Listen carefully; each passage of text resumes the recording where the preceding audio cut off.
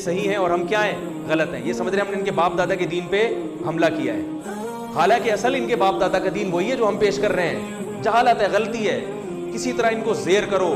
ایسا غیرت مند آدمی اگر ہمیں مل گیا تو کس کے لیے کام کرے گا؟ جو ہمارے مخلص لڑاکا اللہ کے لیے لڑنے والے 70 کو شہید کر سکتا ہے، وہ اسلام دشمن جو اللہ کے لیے نہیں لڑتے ان کا کیا کرے گا؟ تو آپ صلی اللہ علیہ وسلم نے کیسی بہترین تدبیر کی کہ صلح حدیبیہ کے بعد آپ صلی اللہ علیہ وسلم نے جب خالد بن ولید لڑنے کے لیے آ رہے تھے تو صلح حدیبیہ ہوئی تو چلے گئے، پیغام بھیجا کہ خالد بن ولید کو جا کے بتاؤ کہ نبی نے پیغام بھیجا ہے کہ تمہارے جیسا سمجھدار اور ذہین آدمی اب تک اس کی سمجھ میں اسلام نہیں آ رہا، یہ بات ہماری سمجھ میں نہیں آ رہی ہے. وہ کما قال صلی اللہ علیہ وسلم، اتنا ذہین آدمی ہو کہ اسلام نہیں سمجھ میں آ رہا. خالد بن ولید نے جب یہ سنا متاثر ہوا. انسان اپنی تعریف سن کے خوش ہوتا ہے. عزت دار لوگ جو ہے نا وہ پیشانی سے پکڑ کے گالیاں دے کے نہیں لین پہ آتے. وہ عزت دار آدمی آپ اس کو اچھے الفاظ سے دین کی طرف بلاؤ گے تو وہ آ جائے گا. قادیانی بھی اگر دین پہ لانا چاہتے ہو نا اور وہ اس میں آپ کو نظر آتا ہے کچھ تو پھر آپ کو اس سے بہت محبت سے بات کرنی پڑے گی. یہ نہیں جا کے صاحب گئے نا ایک قادیانی کو دعوت دینے کے لیے کتے جیسی تو شکل ہے اس طرح کی بات. مجھے اچھا نہیں لگ رہا ممبر پہ بات کرنا. تو تبلیغ کرنے جا رہا ہے، کیا کرنے جا رہا ہے بھائی؟ اس وہ آئے گا. تو خالد بن ولید کا دل کیا ہو گیا؟ تلوار سے نہیں، آرام سے. لڑائی سے ہم نے اس کا مطلب بزدل ہم ڈر گئے، نا نا نا، آرام سے. خالد بن ولید آئے، اسلام قبول کیا اور پھر آپ صلی اللہ علیہ وسلم نے کہاں بھیجا ان کو؟ غزوہ موتا میں. 3000 کی لڑائی 3 لاکھ سے تھی تقریباً، مجھے پورے اعداد ابھی یاد نہیں ہے. اور آپ صلی اللہ علیہ وسلم نے ان کو کمانڈر بنا کے نہیں، عام فوجی بنا کے بھیجا. 3 صحابہ کو جن میں جعفر طیار بھی تھے جو نجاشی کے سامنے تقریر کر کے آئے تھے، وہ میں بھی جلدی سے مکمل کر کے بیان ختم کرتا ہوں. ان میں حضرت جعفر طیار وہ بھی تھے. 2 صحابی اور تھے جن میں آپ صلی اللہ علیہ وسلم کے منہ بولے بیٹے زید ابن حارثہ جو انتہائی چہیتے حب رسول اللہ.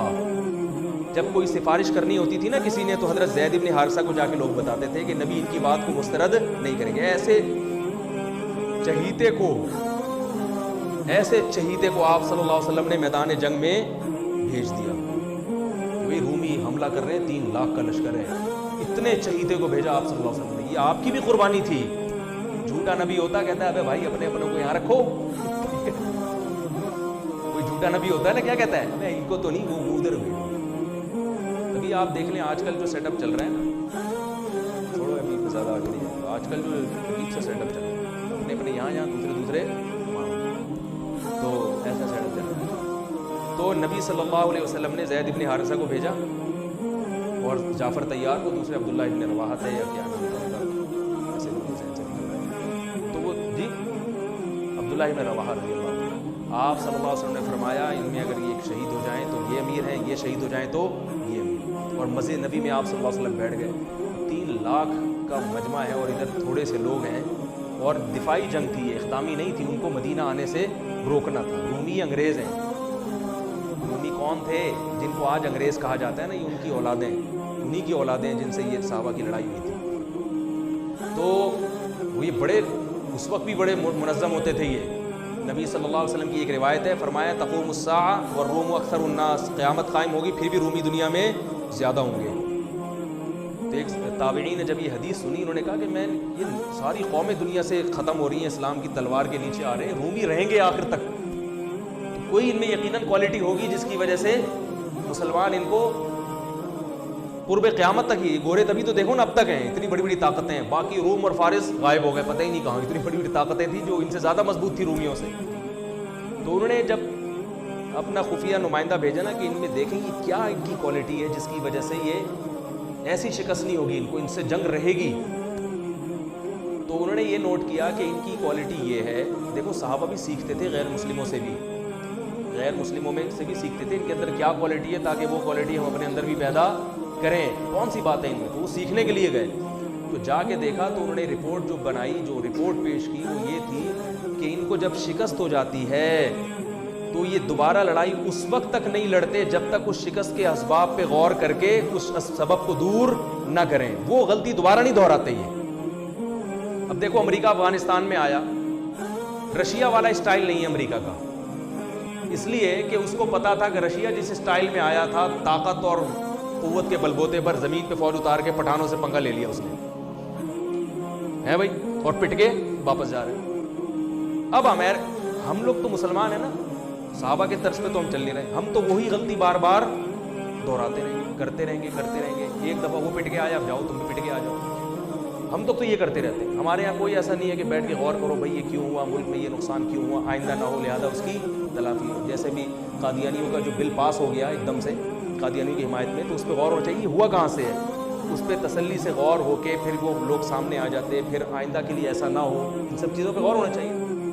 تو میں یہ عرض کر رہا تھا کہ خالد ابن ولید رضی اللہ تعالیٰ, وہ جو تینوں شہید ہو گئے اور ایسی جنگ لڑی ہے انہوں نے. عبداللہ ابن رواحہ نے فرمایا, گوشت کھا رہے تھے انہوں نے چھوڑ دیا, انہوں نے فرمایا کہ زمانہ بہت طویل ہے, جب دیکھ لیا نا نہیں ٹک سکتے, ان کے سامنے لڑائی لازمی ہے.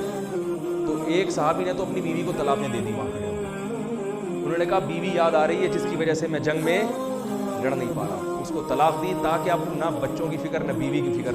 اب کیونکہ لڑائی اتنی سخت تھی, ظاہر ہے کوئی ریشو نہیں بنتا نا, اتنے بڑے لشکر کو بھگانے کا کوئی تناسب بھی نہیں بنتا نا, کوئی جنگ کا کوئی کچھ تو ہو. تو اب تو ظاہر ہے صرف جذبہ ہی ہے اور بھرپور لڑائی ہے موت کی, تو وہ موت کی نیت سے تلوار لے کر کود پڑے. یہ ہیں صحابہ جن کو رافضی لوگ گالیاں دیتے ہیں, جن کو برا بھلا کہتے ہیں. تو تلوار لے کر میدان جنگ میں کود پڑے اور شہید ہو گئے, چانس ہی نہیں. تینوں جب شہید ہو گئے ہیں تو لوگ پریشان ہوئے کہ اب کس کو کمانڈر بنائیں. لوگوں کی نظر آئی خالد بن ولید پر کہ یہ میدان ہے, یہ 70 انہوں نے وہاں اتنی زبردست جنگ لڑی تھی تو یہاں بھی لڑی.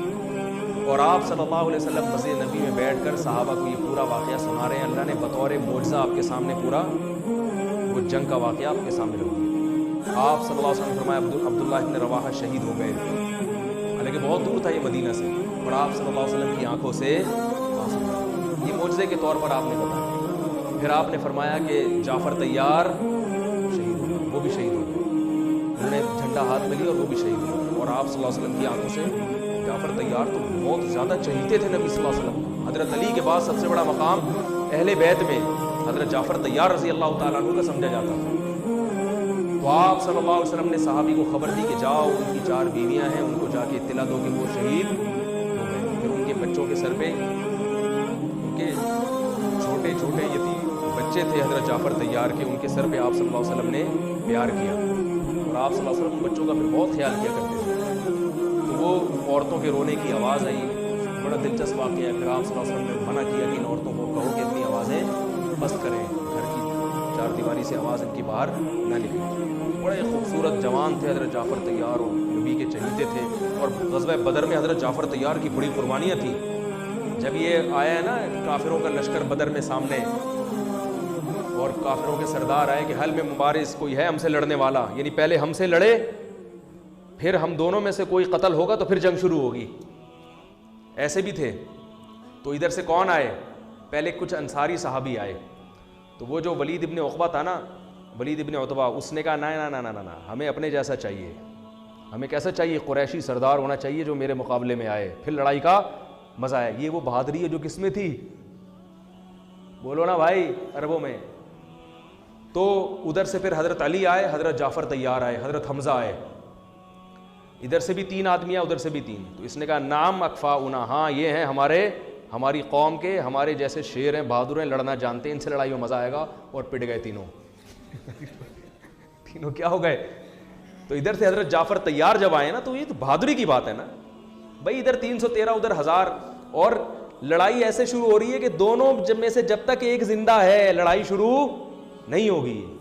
اور اس میں کتنا 50% چانس ہے نا اپنے شہید ہونے کا. اور سامنے سے بھی پتا ہے کہ بہادر ترین آدمی آیا ہے. کمزور ہو تو آدمی کہتا ہے میں جاؤں یار, میں بسم اللہ کروں, بلکہ اس میں بھی نہیں جائے گا, وہ کیا یار پٹا ہی نہ جاؤں میں.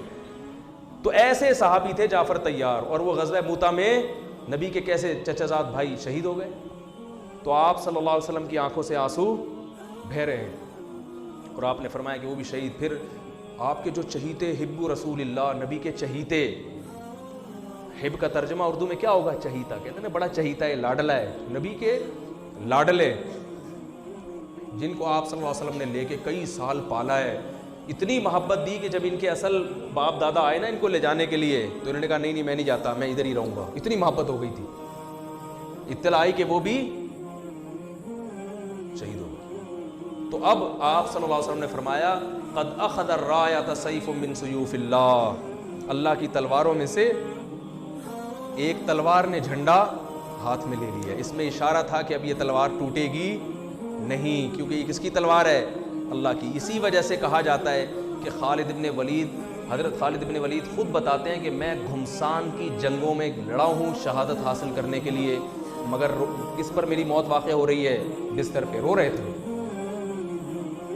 فرمایا کوئی ایسی جگہ میں نے چھوڑی نہیں ہے جہاں مجھے شہادت نظر آئی ہو اور میں گھسا نہ ہوں اس میں لڑتے ہوئے، مگر موت کہاں آ رہی ہے؟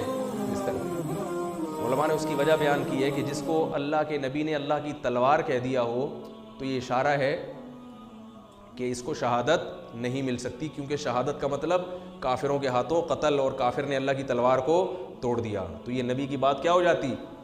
غلط.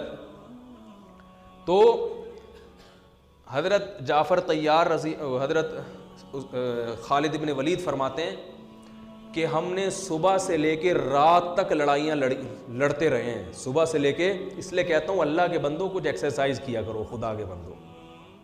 صحابہ کتنا اسٹیمنا چاہیے. میں یہ نہیں کہہ رہا تلواریں چلانے کے لیے ایکسرسائز کریں، پھٹنے کے لیے کریں، اس کے لیے آرمی ہے، فوج ہے. جہاد کرنا ہے، جنگ لڑنی ہے، کس کو جوائن کرو؟ آرمی کو جوائن کرو، ملک کی حفاظت کرو. اپنے ہی لوگوں پہ جا کے پھٹ جانا یہ جہاد بولو نا بھائی نہیں ہے. لیکن یہ تو پتہ چلتا ہے نا کہ جب ملک کو ضرورت ہوئی، جب دین کو ضرورت ہوئی لڑنے کے لیے، مذہب کو ضرورت ہوئی لڑنے کے لیے، تو لڑنے کے لیے کچھ گدے پہ بیٹھ کے لڑائی سیکھو گے کیا؟ اور صحابہ کا اسٹیمنا کتنا تھا.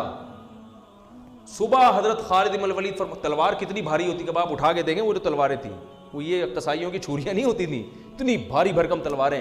فرماتے ہیں صبح فجر سے لے کے رات مغرب تک ہم تلواریں